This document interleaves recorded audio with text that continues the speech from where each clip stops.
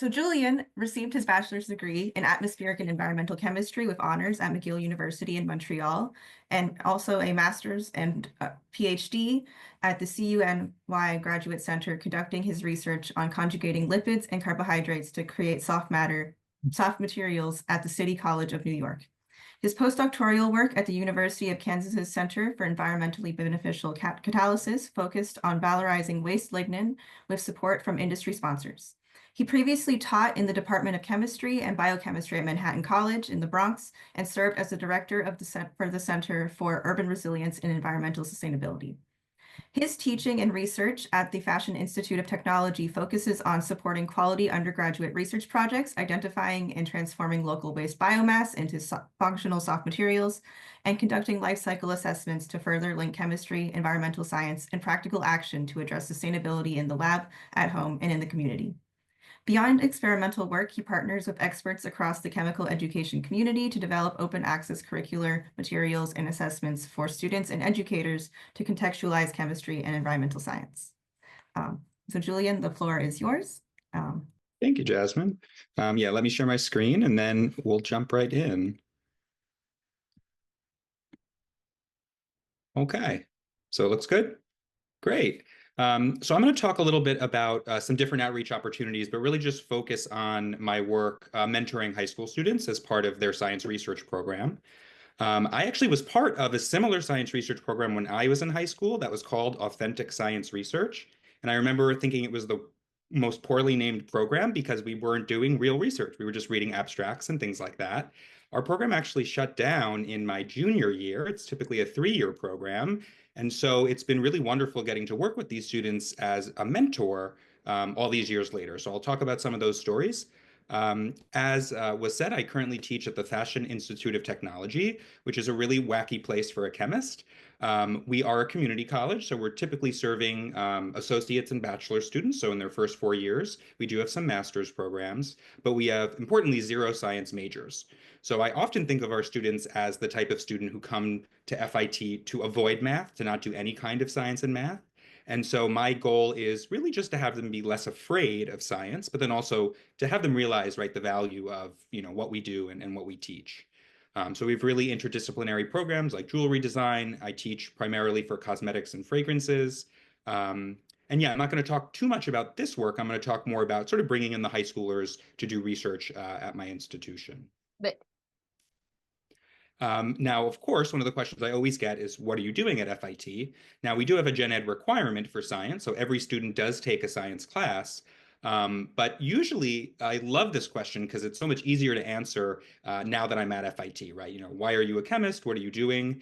And the reality is everything is chemistry. Now, I know I'm preaching to the choir here. My guess is you see the value of science and probably chemistry specifically.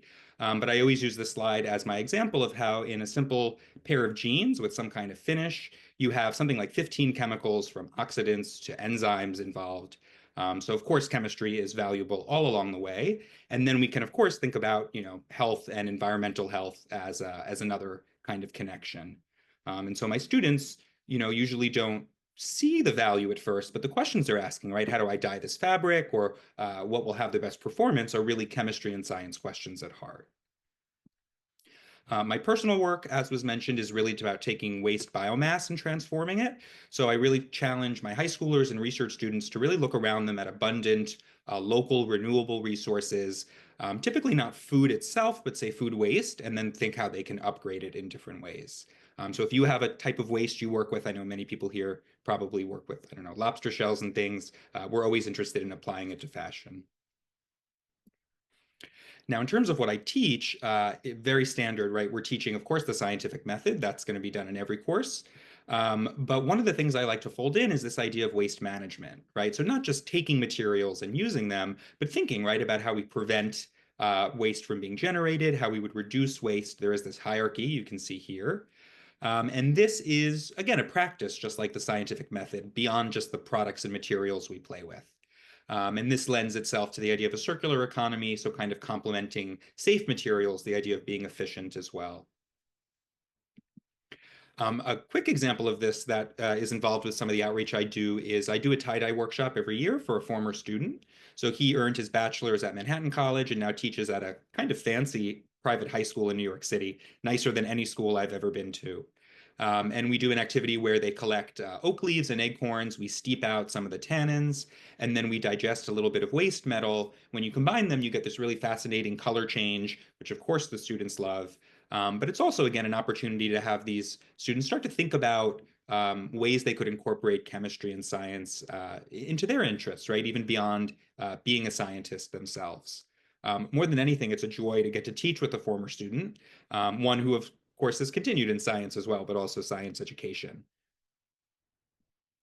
To connect it, more closely to the green chemistry principles, these are some of the ones that we focus on when I teach the tie-dye lab, using renewable feedstocks like acorns and oak leaves, designing for fashion and fabrics that actually purposefully maybe fade or degrade over time. The idea of maybe dyeing it every season versus, putting it away for the season.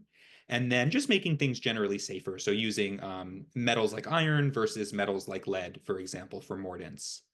But the theme of my short talk today is really just about the idea, right, of why we're doing this, which is that, right, the true meaning of what we do is not to benefit from what our students learn or what they go off to do, but really, right, to provide for this future generation. So that's sort of how we'll tie everything together. I'm happy to say I've seen the fruit of a lot of my teaching and my students' work, but that's, of course, not the primary goal. So what I primarily want to talk about is the Science Talent Search. So this is a United States science talent fair, a science fair that's been done, I think, since about the 1940s. And it is just what it sounds like. It's an opportunity for high school science students to conduct authentic research, original research, present that, and most importantly, right, meet with mentors and just get a sense of how science works at a larger scale. Historically, this was known as the Westinghouse Science Talent Search and then the Intel program, which is what I knew it as when I was in high school. More recently, it's become the Regeneron Science Fair. So I love this kind of progression of technology going from, I don't know, electronic materials kind of, or I should say, I don't know, appliances to technology to then this biotechnology. Who knows? Maybe one day it'll be the Beyond Benign Science Talent Fair or something like that, but we'll have to wait and see.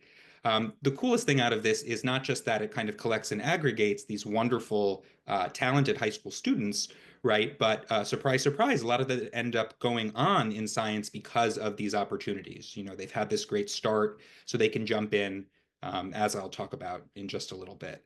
But what I do want to say is that if you are not either aware of or familiar with these opportunities, and they exist in many different countries in different forms, I'm going to ask you at the end of my short talk to become a judge, if not a mentor, for these opportunities. Judging is very simple. You need to dedicate either a day or maybe a couple days. You get to support the students as well as their mentors. And then, of course, mentoring is a much longer commitment, but is just really wonderful because I don't want to say starting from scratch, right? These are people you're working with, but at the same time, they're still really developing their methods in some sense. I'll tell you off the bat that the real secret to this program is not the mentors and is not really the students, it's the teachers in the school. So Allison Blunt, who you see pictured at left, is just a good friend, but also really the head teacher for a science research program. It's crazy to think that she has 100 kids doing 100 different science research projects across 3 levels, sophomore to senior year. I don't know how she does that. I only mentor 2 students at FIT, and I can barely remember what they did the week before.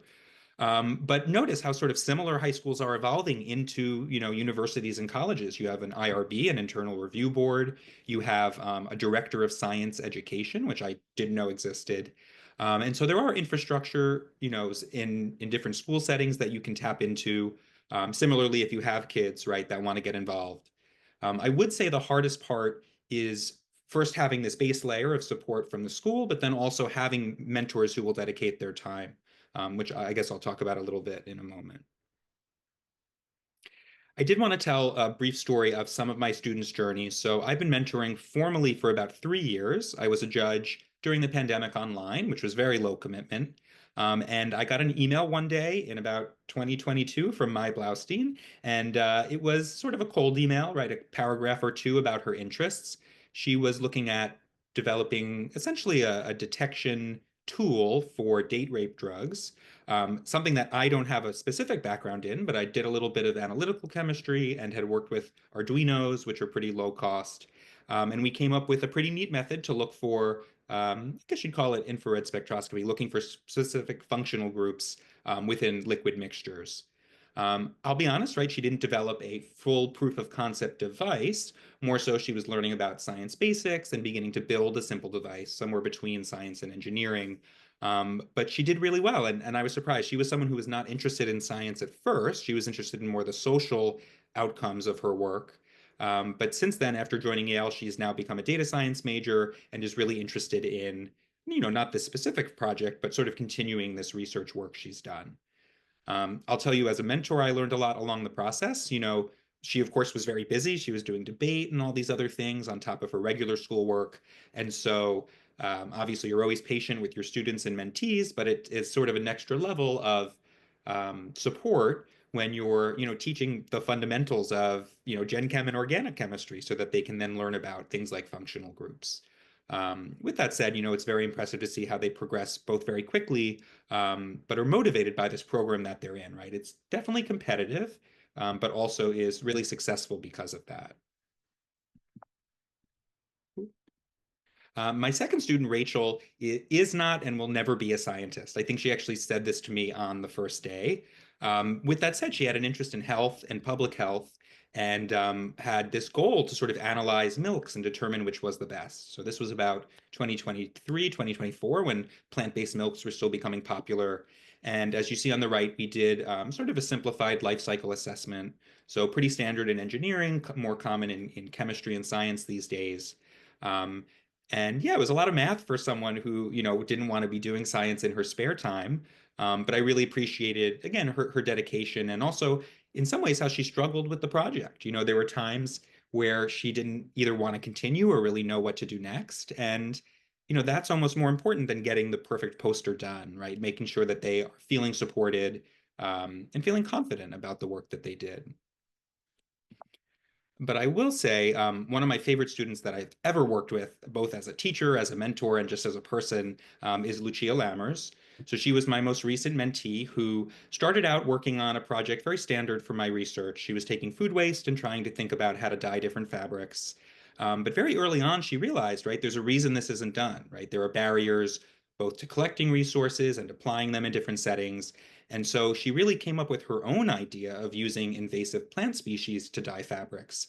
And then it just took the project to a whole different level.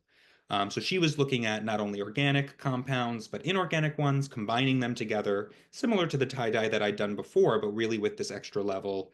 The premise here being that you could remediate invasive plant species and then also get something valuable from them.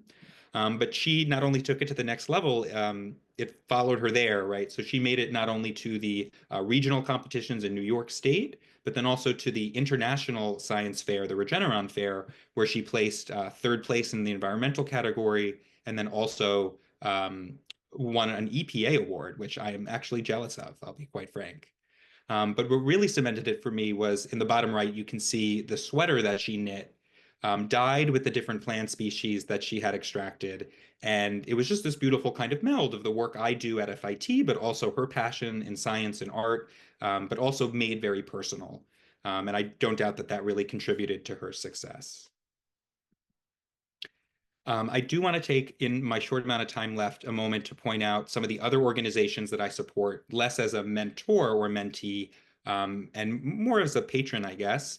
New York Sunworks is an organization that builds hydroponic classrooms in New York City schools. So students actually learn about urban agriculture and they grow food that they can eat in their classrooms, which still blows my mind. I would never want to touch or eat anything that I work with in my lab.